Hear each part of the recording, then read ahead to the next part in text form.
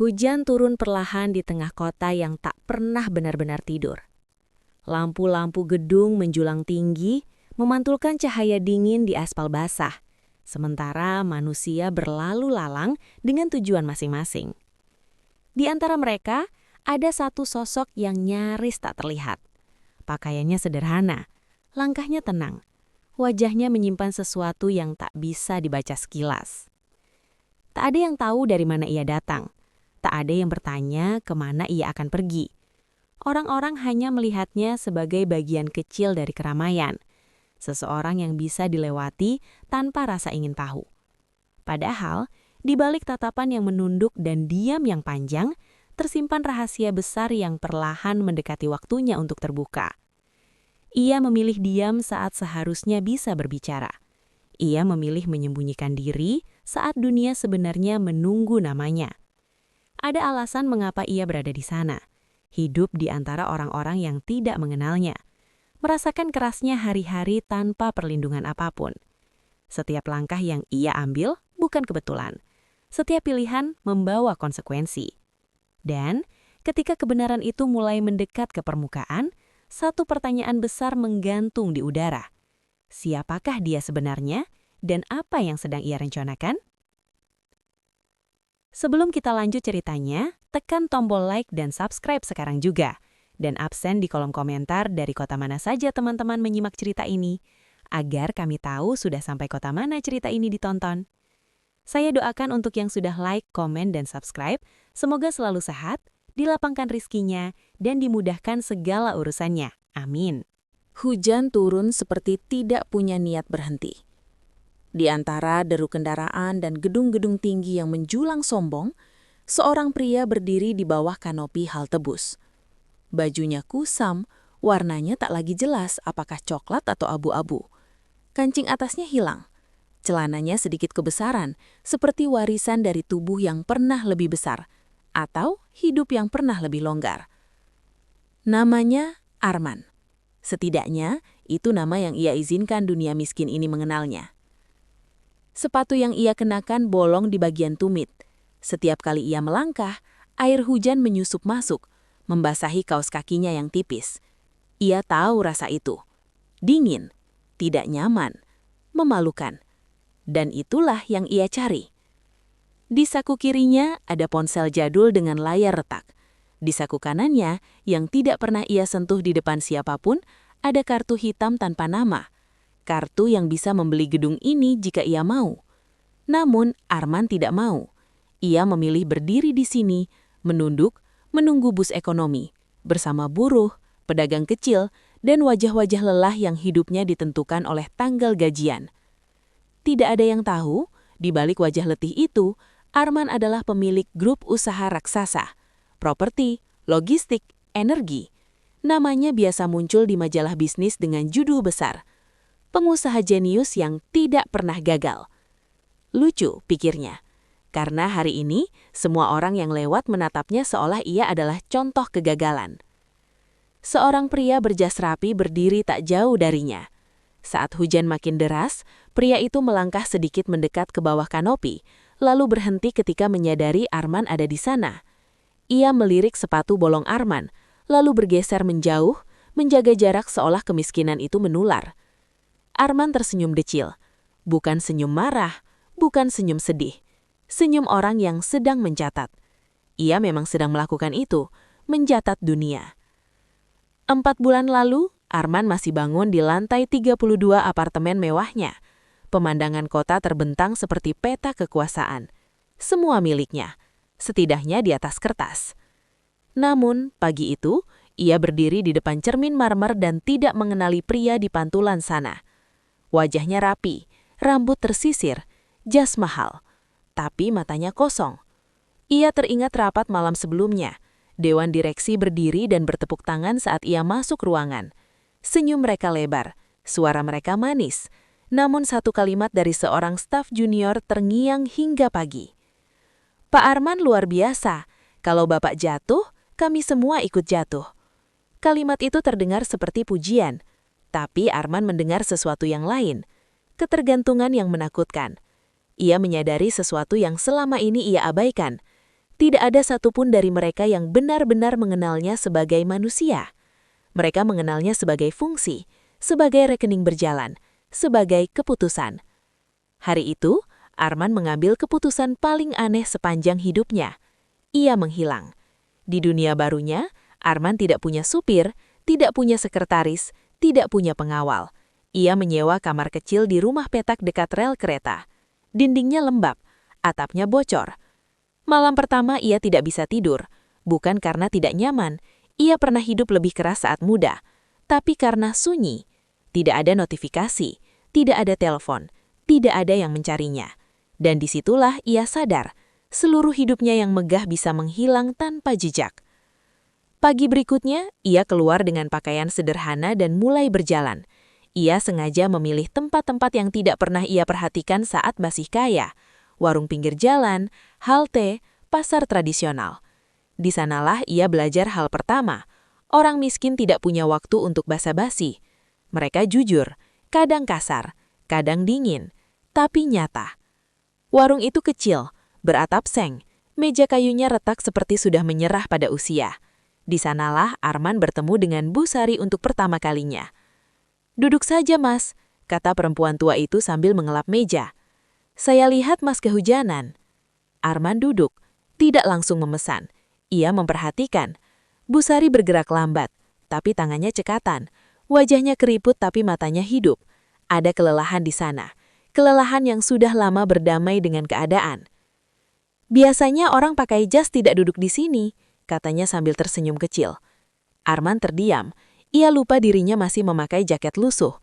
Tapi posturnya, ia lupa menyamarkan itu. "Saya sedang mencari kerja," jawabnya akhirnya. Bu Sari mengangguk, tanpa tanya lebih jauh. Itulah pelajaran kedua. Orang yang benar-benar pernah susah, tidak selalu ingin tahu segalanya. Ia menyajikan nasi dan sayur sederhana. Aromanya hangat. Jujur. Arman makan perlahan. Setiap suapan terasa seperti sesuatu yang ia tinggalkan terlalu lama. Sore itu saat hendak membayar, Arman membuka dompet tipisnya. Dompet yang sengaja ia isi hanya dengan beberapa lembar uang kecil. Ia menghitung pura-pura bingung.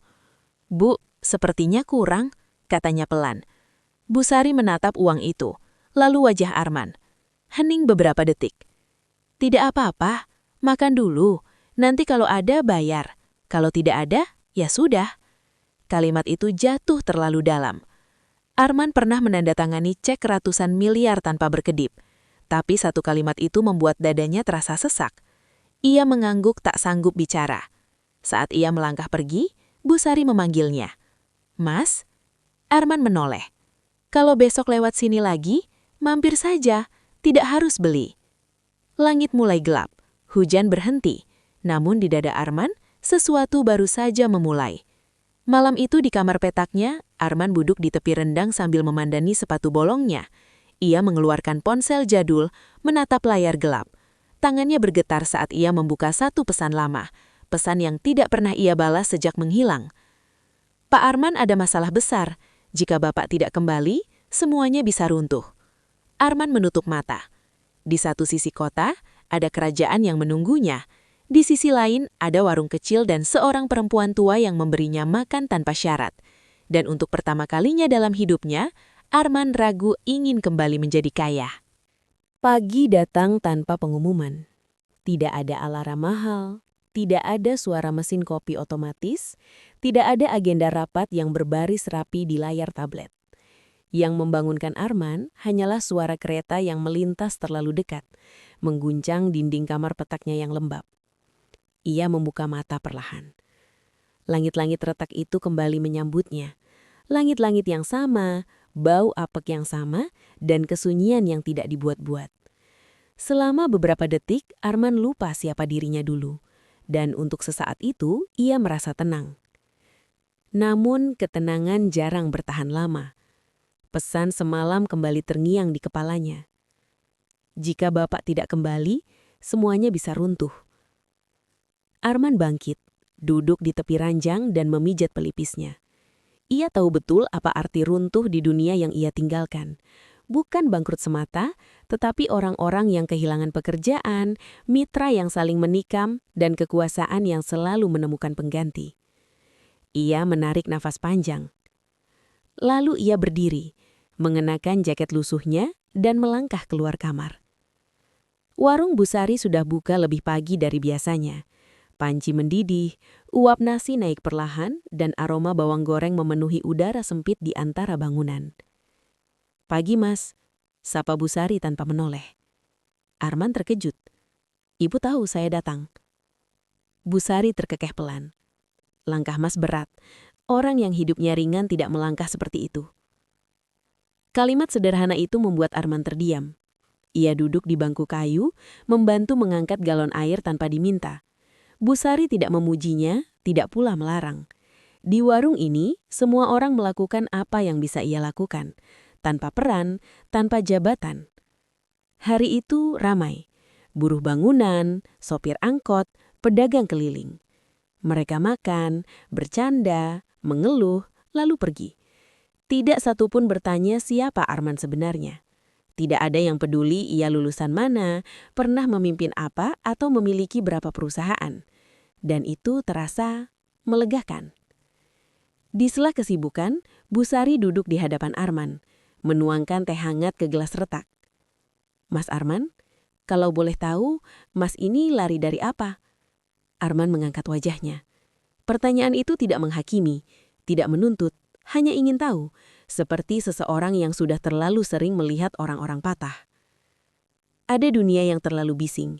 Saya ingin mendengar suara sendiri." Bu Sari mengangguk seolah jawaban itu cukup. Sore hari, Arman pergi ke warnet kecil tak jauh dari situ. Tempat itu bau asap rokok dan kopi instan. Ia duduk di bilik pojok, membuka email yang selama ini ia hindari. Satu persatu nama muncul, orang-orang yang dulu berdiri di belakangnya. Ia membaca laporan internal, pergeseran saham dan, yang paling menusuk, catatan tentang pengkhianatan diam-diam. Seorang direktur kepercayaan menjual aset strategis. Mitra lama menggerogoti perusahaan dari dalam, dan semua itu terjadi karena ia menghilang. Arman tersenyum pahit. Selama ini ia percaya loyalitas dibangun dengan gaji, fasilitas, dan kekuasaan. Namun dunia bergerak cepat menggantikannya. Tidak ada ruang kosong di puncak. Jika satu jatuh, yang lain berebut naik. Tangannya berhenti di satu email terakhir. Dari sekretaris lamanya. "Pak, saya tahu Bapak sengaja pergi.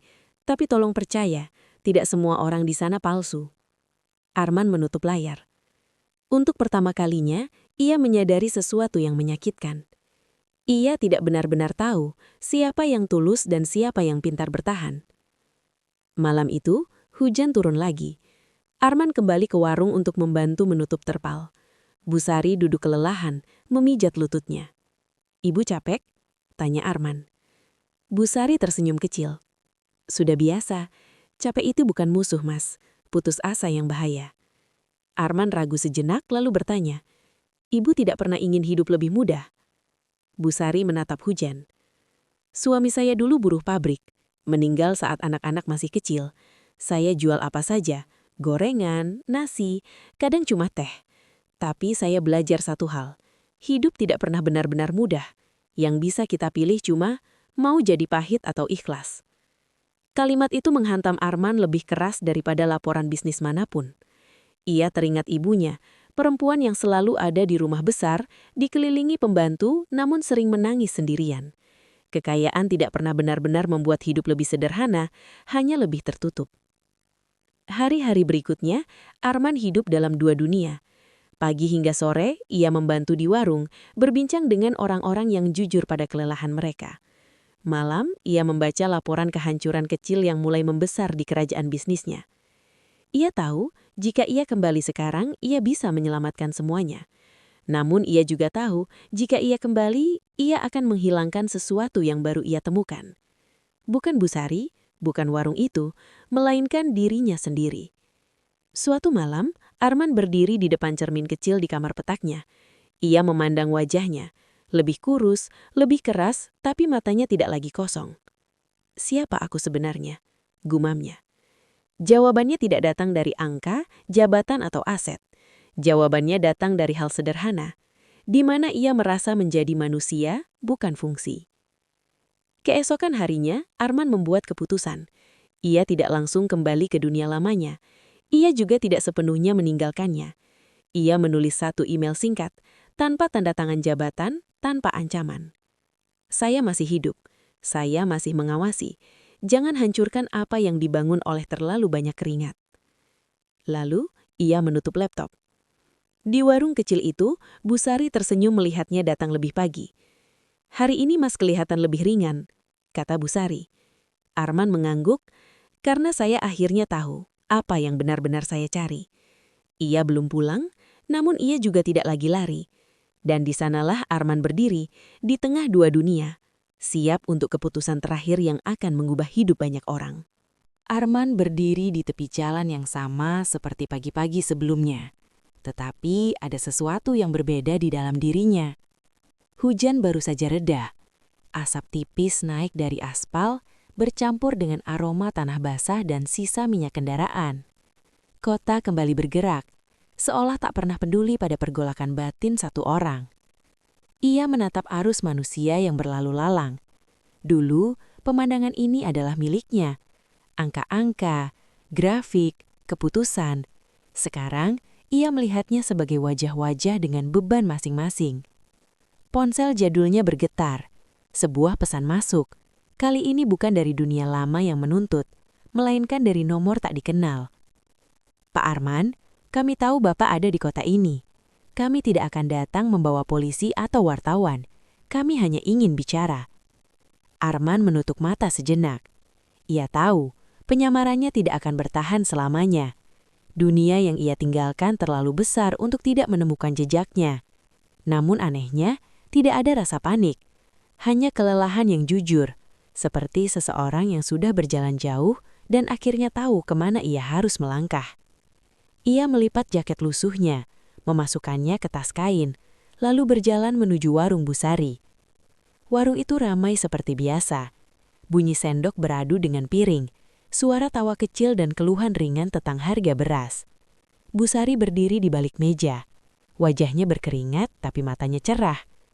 "Bu," kata Arman pelan, "hari ini saya mungkin tidak lama di sini." Bu Sari berhenti sejenak, menatapnya. Tidak ada kaget berlebihan, hanya pemahaman yang dalam. "Mas mau pergi jauh?" tanyanya. "Mungkin, atau mungkin pulang." Bu Sari mengangguk. "Kemanapun Mas pergi, jangan lupa bawa diri sendiri, bukan namanya." Arman bersenyum. Kata-kata itu seperti restu. Tak lama kemudian sebuah mobil hitam berhenti tak jauh dari warung. Kontrasnya mencolok. Kilap di antara debu, keheningan di tengah keramaian. Beberapa orang menoleh, curiga, sebagian lain tak peduli. Seorang pria turun lebih dulu. Jas rapi, rambut disisir sempurna. Ia melangkah mendekat dengan hati-hati, seolah takut merusak sesuatu yang rapuh. "Pak Arman," katanya, menunduk hormat. Warung mendadak hening. Bu Sari memandang Arman. Mata tuanya tidak membesar karena kaget, melainkan karena akhirnya mengerti. "Jadi," katanya pelan, "Mas ini..." Arman menarik napas panjang. Ia menatap Bu Sari, lalu orang-orang di warung itu. Tidak ada lagi alasan untuk bersembunyi. "Iya Bu," ucapnya lirih. "Saya bukan orang yang saya ceritakan." Bu Sari tersenyum, senyum yang tidak berubah sedikit pun dari hari pertama mereka bertemu. "Saya tahu," katanya lembut. "Orang miskin tidak punya mata setenang itu." Kata-kata itu membuat dada Arman sesak. Ia meminta izin sebentar, lalu berjalan menjauhi warung bersama pria berjas itu. Di dalam mobil, laporan disampaikan cepat. Perusahaan diambang kekacauan, dewan terpecah, kepercayaan pasar menipis. Semua menunggu satu keputusan, keputusan Arman. Bapak harus kembali memimpin, kalau tidak banyak yang jatuh. Arman menatap keluar jendela. Warung Bu Sari makin kecil di kejauhan. "Tidak," katanya akhirnya. "Saya tidak akan kembali dengan cara lama." Pria itu terdiam. "Saya akan kembali sebagai pemilik, bukan sebagai penguasa. Saya tidak ingin dipuja. Saya ingin sistem yang berjalan tanpa saya." Malam itu keputusan diambil. Arman kembali ke dunia bisnis, tapi bukan untuk menyelamatkan ego. Ia membongkar struktur yang selama ini membuat semua orang bergantung padanya. Ia menyerahkan sebagian besar kendali kepada tim yang benar-benar bekerja, bukan yang pandai memuji. Ia membatalkan proyek yang hanya menguntungkan segelintir orang dan mengalihkan dana ke usaha kecil, koperasi, dan warung-warung seperti milik Busari, tanpa nama besar, tanpa seremoni.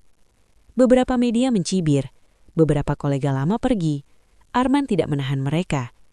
Beberapa minggu kemudian, ia kembali ke warung itu, kali ini tanpa jas, tanpa pengawalan. Warung Busari telah berubah sedikit.